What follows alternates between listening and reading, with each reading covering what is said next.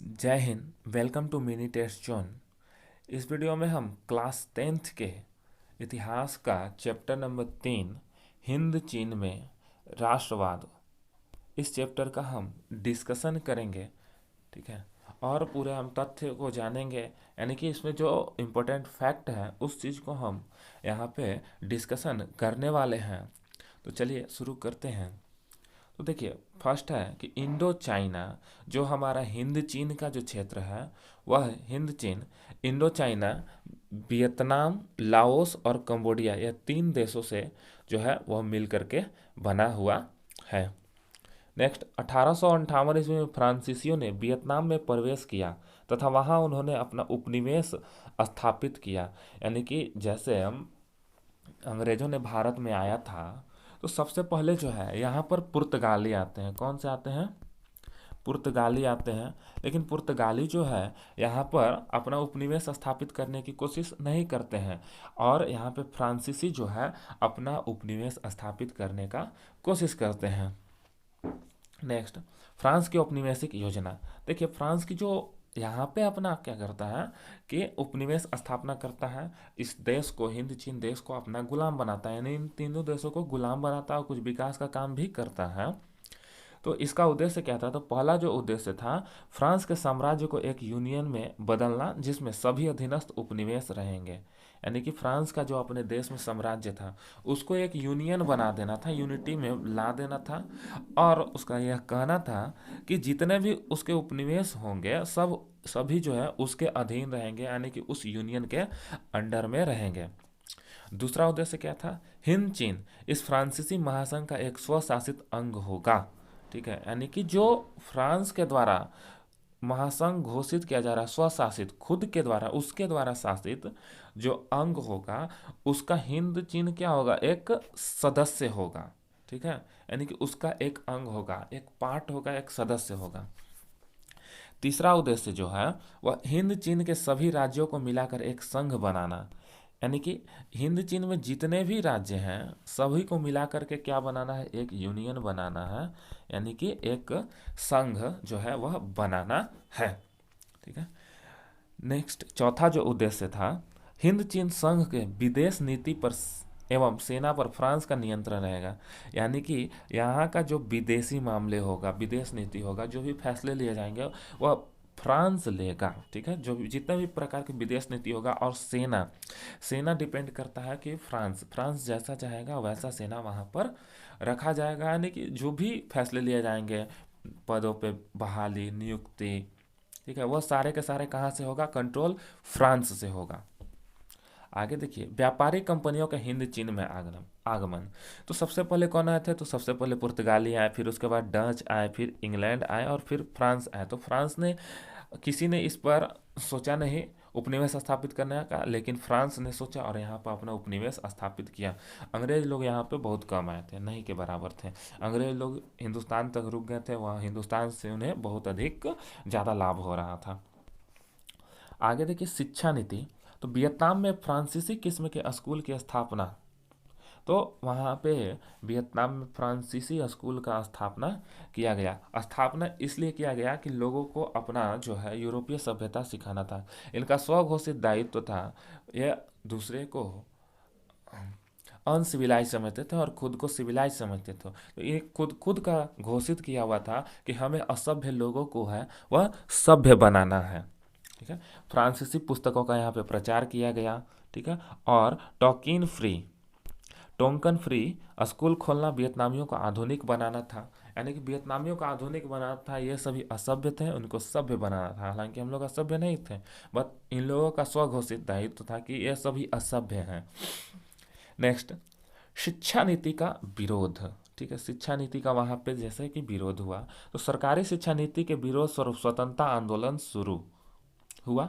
यानी कि जो वो अपना विदेशी नीति चला रहे थे, अपनी शिक्षा दे रहे थे, तो लोग जो है इसका विरोध करने लगे। यानी कि जो लोकल लोग थे वो लोग इसका विरोध करने लगे, क्योंकि हमारी शिक्षा को छोड़ करके और लोकल शिक्षा को छोड़ करके विदेशी शिक्षा लोगों को दिया जा रहा था, जिससे लोगों को कठिनाई हो रही थी। तो उस के विरोध में स्वतंत्रता आंदोलन जो है वह शुरू हुआ और यंग अन्नान की स्थापना की गई। क्या की गई? यंग अन्नान एक संस्था है, उसकी स्थापना की गई तथा अन्नानीय स्टूडेंट पत्रिका भी प्रकाशित हुआ, यानी कि अन्नान के स्टूडेंट का पत्रिका प्रकाशित हुआ।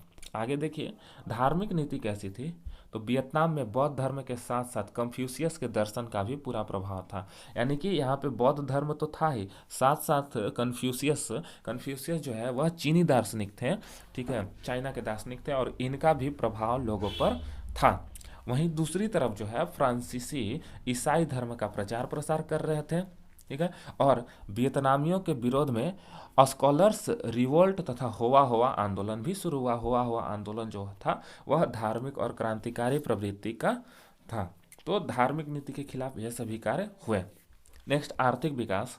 तो मेकोंग डेल्टा क्षेत्र में सिंचाई के लिए नहरों का निर्माण कर कृषि का विकास करना था, यानी कि डेल्टा क्षेत्र का विकास किस लिए किया गया? क्योंकि कृषि का यहाँ पर विकास किया गया था और सही मायने वहाँ पे कृषि का विकास हुआ था।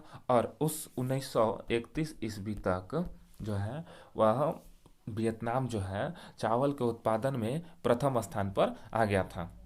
रेल लाइन तथा बंदरगाह का विकसित कर यातायात की सुविधा को बढ़ाना था, यानी कि जो भी फ्रांसीसी विकास के काम कर रहे थे तो वो अपने व्यापार को बढ़ावा देने के लिए कर रहे थे और इसके साथ साथ हिंद चीन क्षेत्र का भी विकास हो रहा था। जैसे रेल का बढ़ा हुआ तो दोनों क्षेत्र में रहा, ठीक है, हिंद चीन का भी विकास हुआ, उनका भी विकास हुआ, रेल हो, बंदरगाह हो,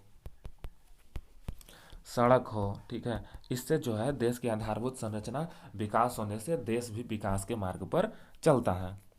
नेक्स्ट, यहाँ पे देखिए हिंद चीन में राष्ट्रीयता का विकास कैसे होता है। तो 1903 ईस्वी में फान बोई चाओ ने क्या किया? दुई तान होई नामक एक क्रांतिकारी संगठन बनाया, यानी कि दुई तान होई संगठन किसने बनाया? फान बोई चाओ ने। कब बनाया? 1903 ईस्वी में बनाया, ठीक है। और इसका नेता कौन था? तो इसका नेता क्वांग दे था। क्वांग नेता इसका नेता था। और फान बोई चाओ ने the history of the loss of Vietnam, इन्होंने एक पुस्तक लिखा जिसका नाम था the history of the loss of Vietnam, यानी कि वियतनाम की लॉस का मतलब तो हानि होता है, तो हानि की क्या इतिहास है कि किस प्रकार से वियतनाम को जो है वह विदेशियों के द्वारा लूटा गया, इस पर इन्होंने एक पुस्तक लिखा। और फान बोई का जो दूसरा नाम था वह न्यूगन आई कोक था। क्या था? न्यूगन आई कोक, सॉरी, न्यूगन आई कोक, लिख लीजिए इसको आप लोग, न्यूगन आई कोक था, ठीक है। नेक्स्ट, राष्ट्रवादी आंदोलन।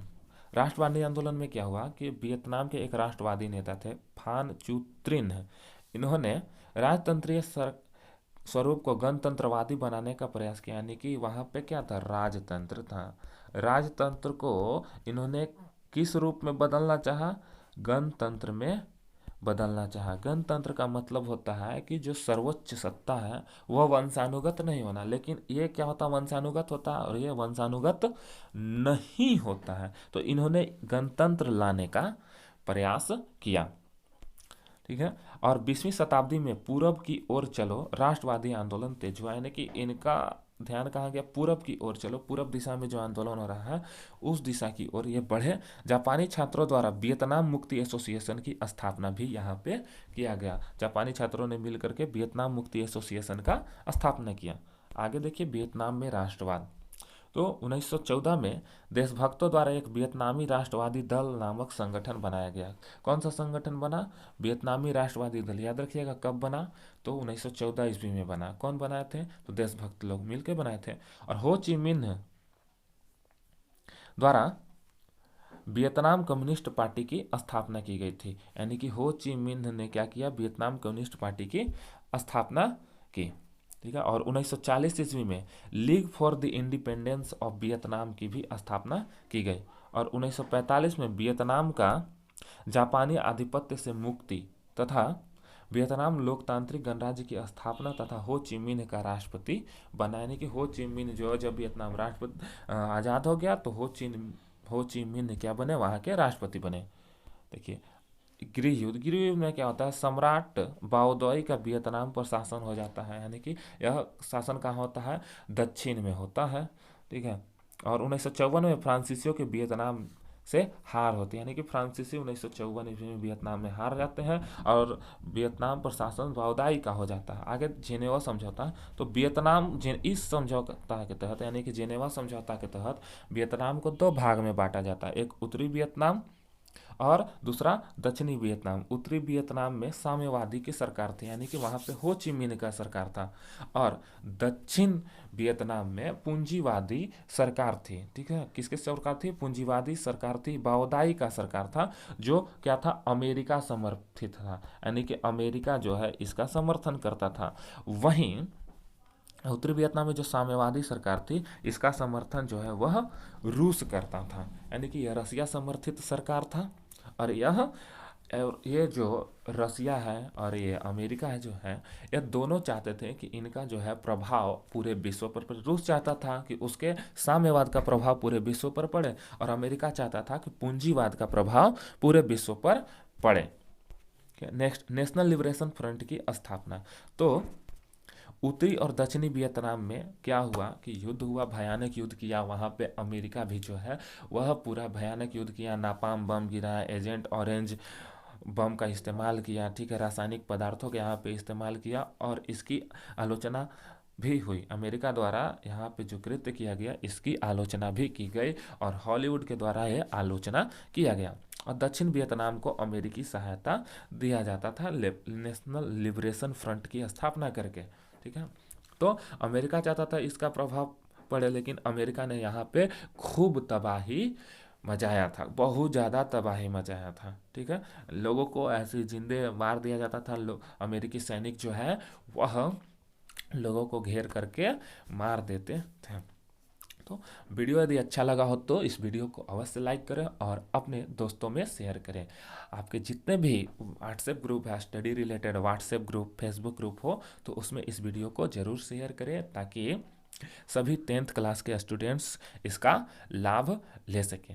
यदि आपको PDF चाहिए तो आप इंस्टाग्राम पे और टेलीग्राम पे आप जुड़ सकते हैं। तो ये दोनों का मैं यहाँ पे लिंक दे दूंगा, यानी कि डिस्क्रिप्शन में लिंक दे दूंगा, आप वहाँ पे हमें जुड़ सकते हैं, और टेलीग्राम से आप इसका PDF भी प्राप्त कर सकते हैं।